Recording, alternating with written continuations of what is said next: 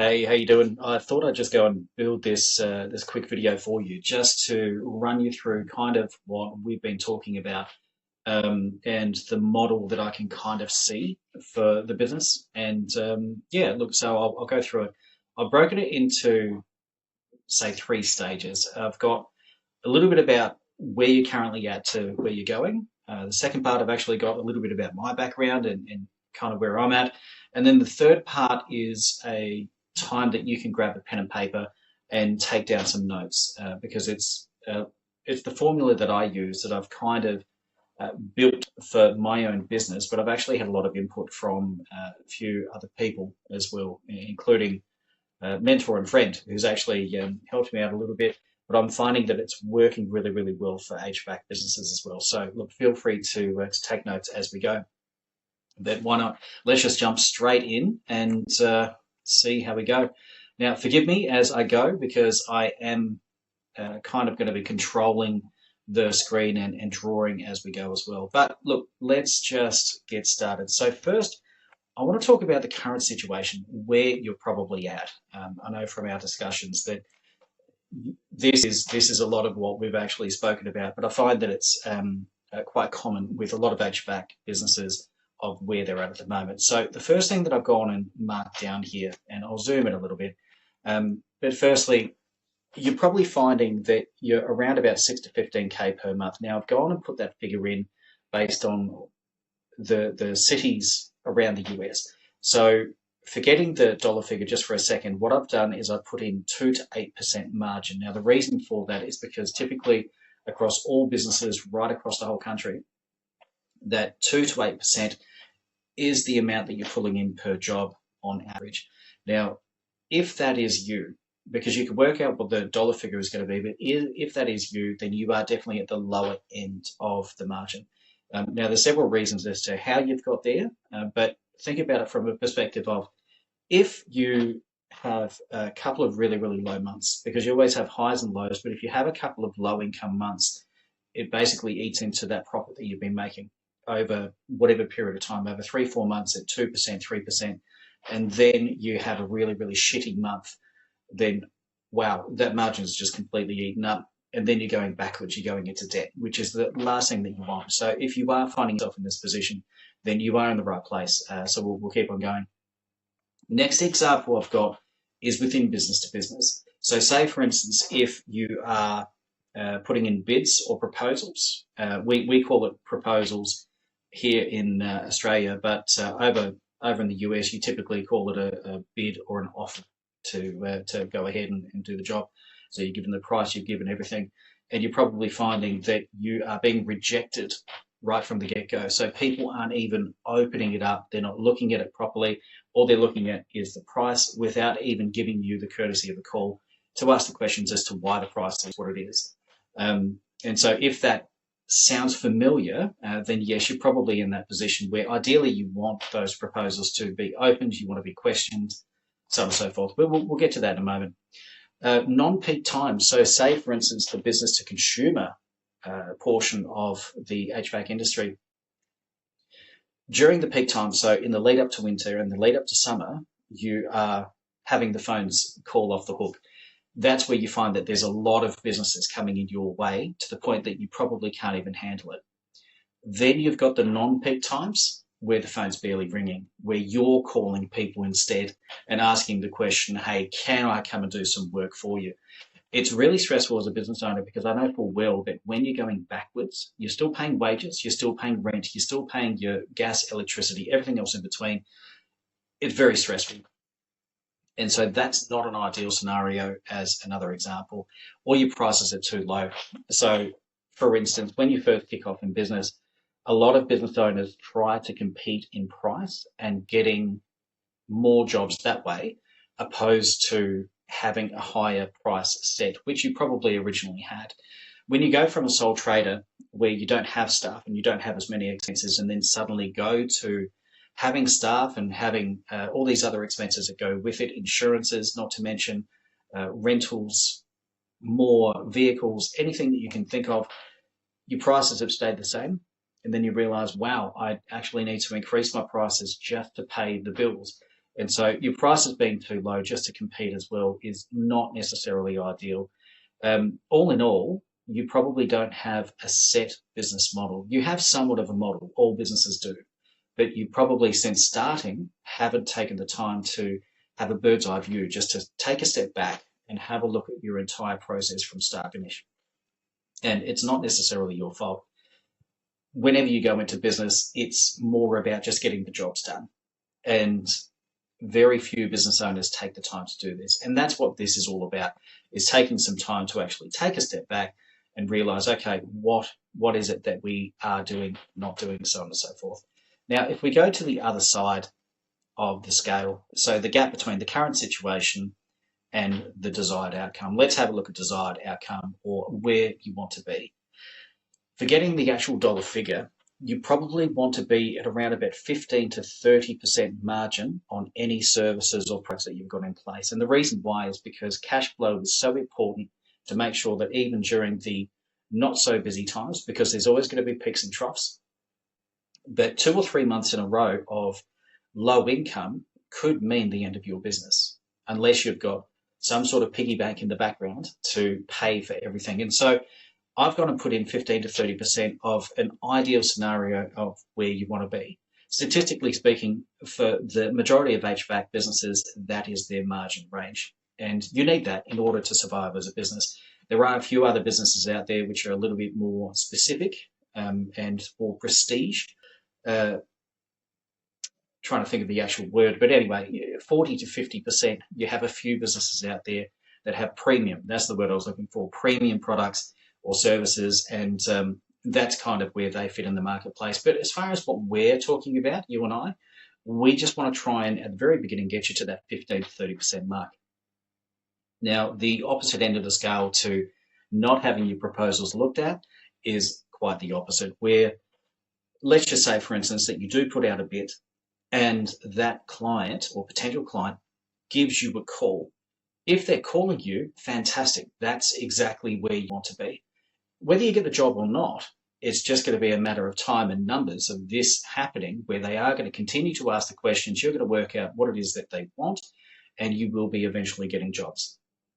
From a reputational perspective, because that, in my belief, is the core of that key issue with a lot of businesses, is it comes down to reputation, because they don't necessarily trust you enough to go ahead with you.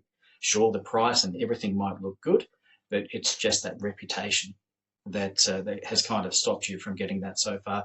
But in an ideal scenario, this is exactly where you want to be, where they are asking the questions and inevitably going ahead with you, as opposed to your competition if there's 3 or 4 or more businesses in contention there.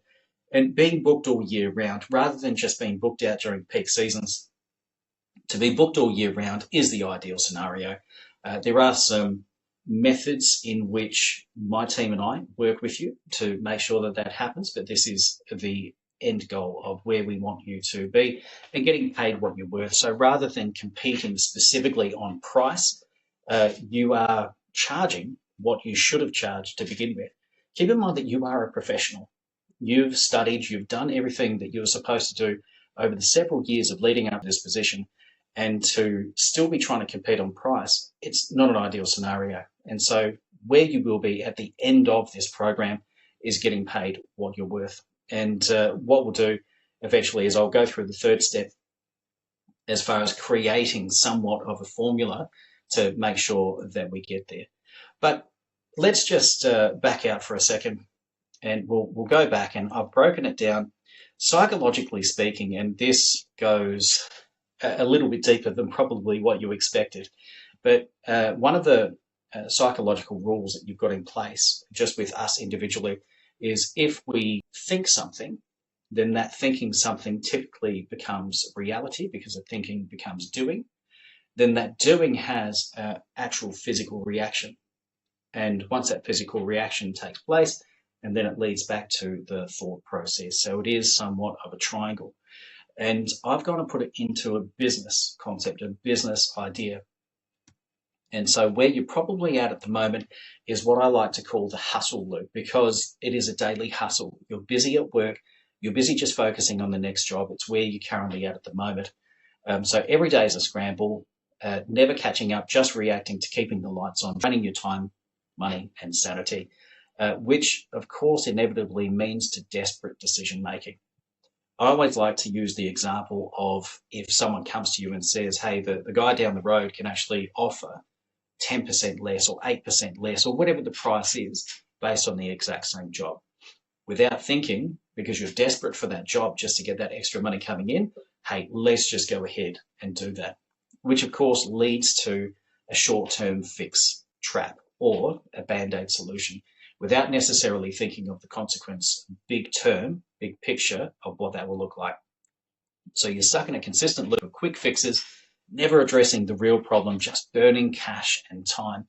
And from the band-aid solution back to the daily hustle, you are stuck in a cycle of cheap fixes, never building real growth, just a race to stay afloat. Your results are shit and you feel stuck. And that's, again, not your fault because it's not something that it's exactly taught in school. It's just the way in which we try to do business with a lot of the time without any guidance. It can actually be quite a lonely road. Without going into too much detail, business owners, I find, are probably some of the loneliest people because they can't exactly speak with their staff.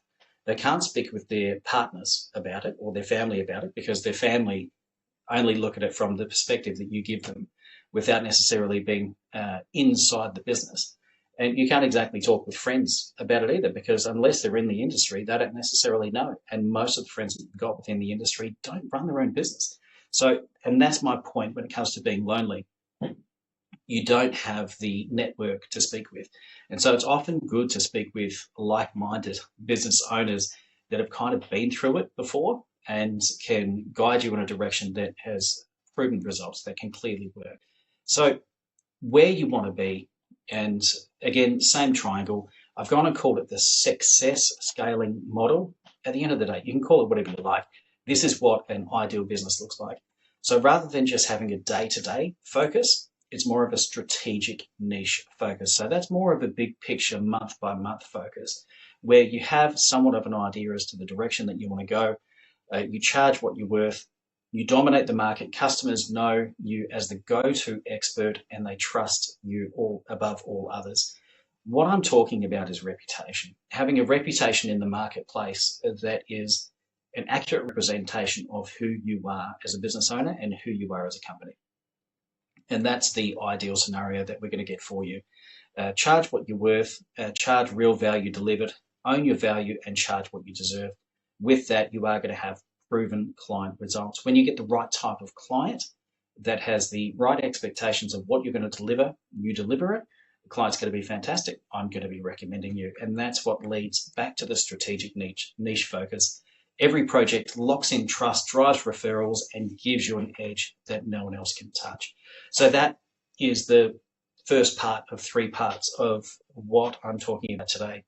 Now, I'll take a step back and I'll move just across to this slide here. I've gone and put in a little bit about myself. So to give you somewhat of a background, I've been running my own company now since 2021. And my previous roles were actually in marketing and advertising, high-end sales, that type of thing. Now, since 2021, I've been working with multiple businesses on exactly this stuff. I've been consulting to make sure that we're getting them to a stage that they're comfortable with, that they're actually seen as a reputable company within the marketplace, within their chosen cities where they choose to do a lot of business. Now, keep in mind, I've not been strictly HVAC since 2021. I've worked with multiple companies, but I find that working with HVAC companies has actually had the best results so far. And that's why I have recently moved into HVAC only consulting in this format, in a marketing and advertising background format, which I'll go through in the next step. Now, I've left a few pictures in here. I know it probably doesn't mean much, but it shows a little bit about who I am. I get to travel a lot. It's a bit of an advantage being in the position that I'm in because obviously I just consult over the web and deal directly with clients from my location to their location, so on and so forth. But that's just a few pictures of me in Dubai. I've got plenty of YouTube clips and also have a lot of social posts as well of just things that I've picked up over the years. And I'm starting to post a lot of that specifically within the HVAC industry. That there, I know it looks like a dirty kitchen, but actually it's a bar in Dubai, overlooking the giant wheel there. And whenever I do come back home to Australia, it's hanging out with my best mate, the dog Cooper, and that's just that side of things. But look, what I want to do now is I want to actually go through this third section, and you know what? We're going to draw it from scratch. I went and did this before as a bit of a tester, but what we're going to do is we're going to go from scratch. I'm going to zoom in so that we can focus on each thing. Now, the first step that I've actually going to put together is what I like to call the 3S model. It 100% is plagiarized from a mate of mine who has come up with this concept, but he's a branding expert, and he suggested that I actually go through and do this model with my clients. And the reason that I'm relaying this to you is because it bloody well works. And it's something that I've worked on with a few clients so far, and it's actually pulled in really, really good results. All the top stuff, that's just my experience, my background, but this is a proven model of what it is that we do. So let me take a step back and explain what we're looking at here. And just so that you can focus on me as opposed to just 3S model in the background. At the moment, you have got a number of clients coming in, which are your regular clients. Now, your business position is in such a way that, yes, you are surviving and you're going through the routine, the daily hustle, as I used as an example. But what we are looking to do now is create a completely separate group of customers within your chosen city. Now, that doesn't necessarily mean that they're going to be all brand new customers. There may be a few that will come across. But say, for instance, if you've got a reputation of this over here and they're only charging you a very, very small amount, we want to create a brand new customer demographic and a brand new brand where customers are going to pay what it is that you're worth. So by doing that, we effectively need to create a new concept. So the 3S model stands for specific person, specific problem, and a specific solution. So if we think about that in terms of your business, it could be a specific problem, and we're talking even, we can niche down to whatever it is that you want within your business, but you know that there's customers with a very specific problem, and that's something that we brainstorm with you with to actually go and find. Sometimes it takes a couple of days, sometimes it takes 6 months to find out what that specific problem is and who that specific person is, and then also the specific solution that we're going to create for them. But that's step one. Now, the next step, I'll just go and add an extra one down here. We're going to call it a brand offer. Now, a brand offer, in fact, I'll bold that.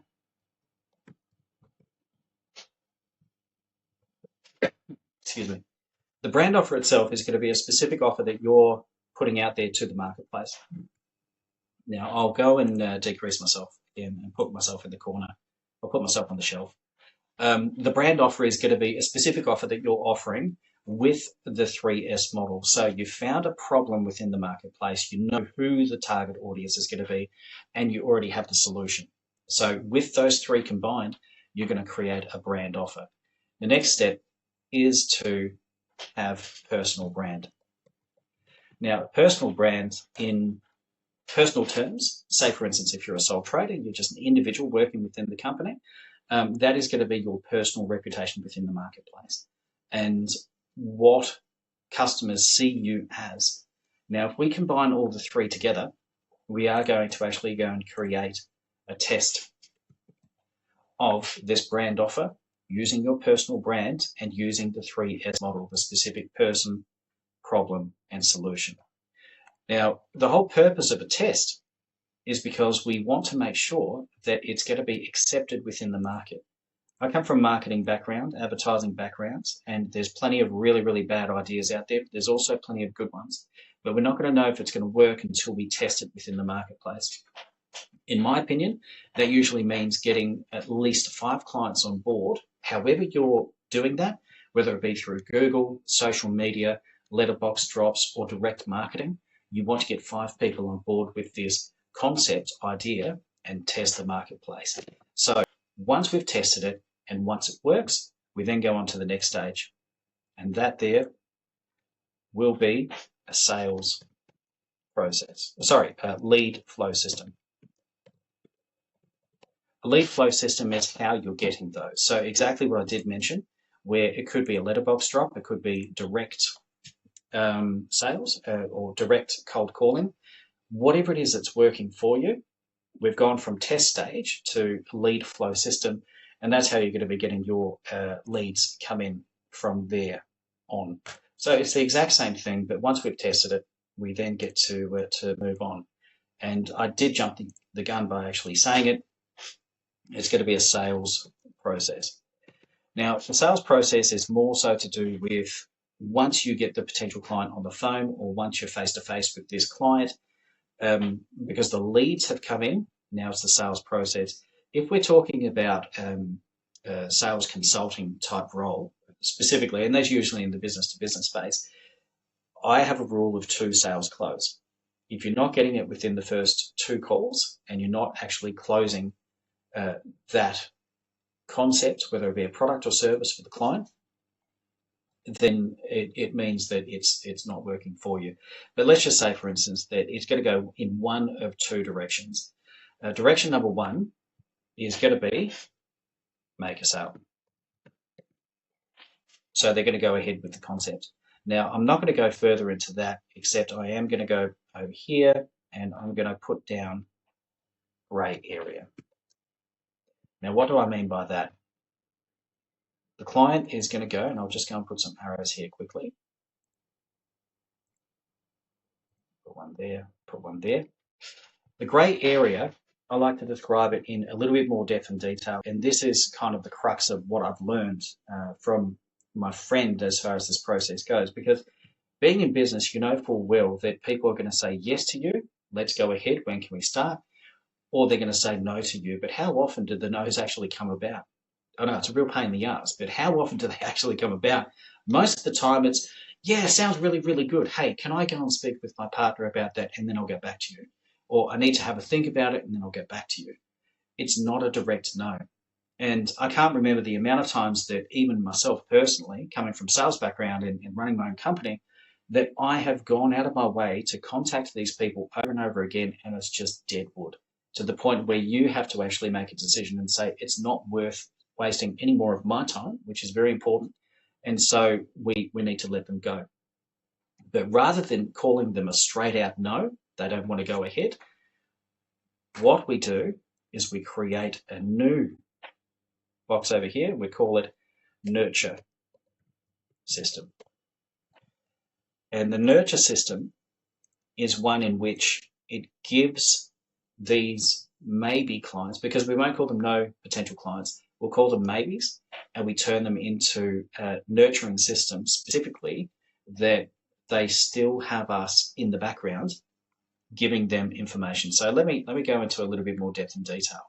We're going to create another box over here, and we're going to call it the appointment engine. So the appointment engine could be, as an example, sending out letters. It could be sending out a weekly newsletter, monthly newsletter, or something along those lines. And so you would want to keep these people in the loop of anything new that's interesting and happening. Now, we're also going to tie in personal brand with that as well. So to give you an example, personal branding could even be a YouTube clip that you've gone and created. It could be informational, something that you posted on Instagram, Facebook, wherever it is that you've put it out there, LinkedIn. And you go and add that video or that content piece or something that's new within your industry. You put it into the appointment engine, which is the weekly or monthly newsletter, and then you go and send it to them collectively. And that's the people that we've got in the nurture system. So those are the maybes, or people that have obviously shown interest in your product or service. Great. It means that eventually they might turn around and say, you know what, that is kind of interesting. Tell me more about the same thing, or tell me more about something else that you've got.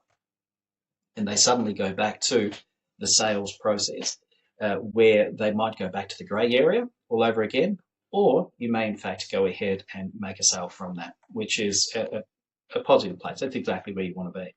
So once we've gone ahead and we've done that, you've made the sale, which I know I hate the word sale. I hate the word make a sale, because at the end of the day, all it is just you helping out your clients to do what it is that they're looking to achieve. That's all it is at the end of the day.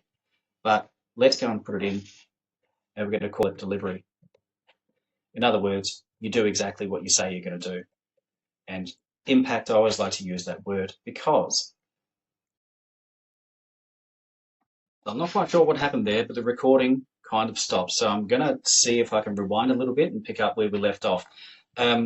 So you've made a sale and we've gone on to delivery impact. So effectively what that means is that when you put together your initial brand offer of your unique product or service that you put out there into the marketplace, you want to be able to deliver on that.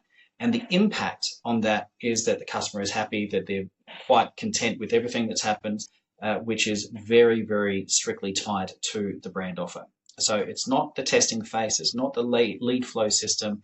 We're not going through the sales cycle, the sales process. We're talking about actual impact on the job done itself. And so long as that's going to be good, then we'll go and build the one final square here, and that is going to be all about, it's going to be all about adding the second offer or upsell. Meaning that, to my point earlier, that you want the retention of the clients. You want the clients to become regular clients. So if we scroll back up here to an ideal scenario, is that it's proven client results. Every project locks in trust, drives referrals, and gives you an edge that no one else can touch. That's where we want to be. And that's where the second offer and upsell will come into place. Now, I'll give you a live example of what this looks like with another client of mine.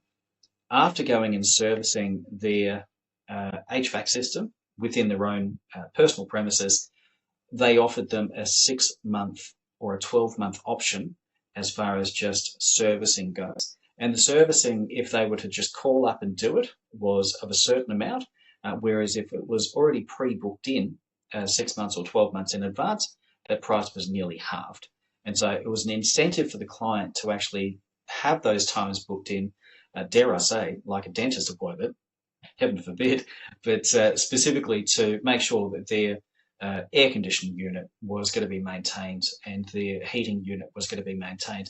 Obviously, when it comes to the servicing, as we know, air quality is a huge part of this industry and making sure that people are safe, both within the workplace and within the household as well.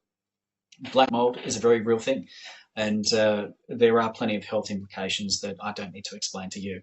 But look, let's just take a step back as to what this third section is. So once we've gone through and we've determined who your clients are at the moment, what we're doing is we're creating a complete new group of clients specifically tied to this new branding offer that you've gone and put in place.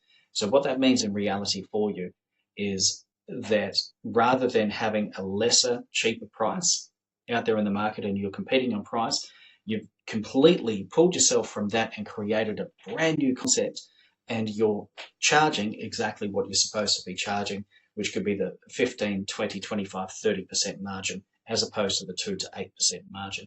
That seems to be the biggest clincher out there within the marketplace at the moment of clients that I'm dealing with personally.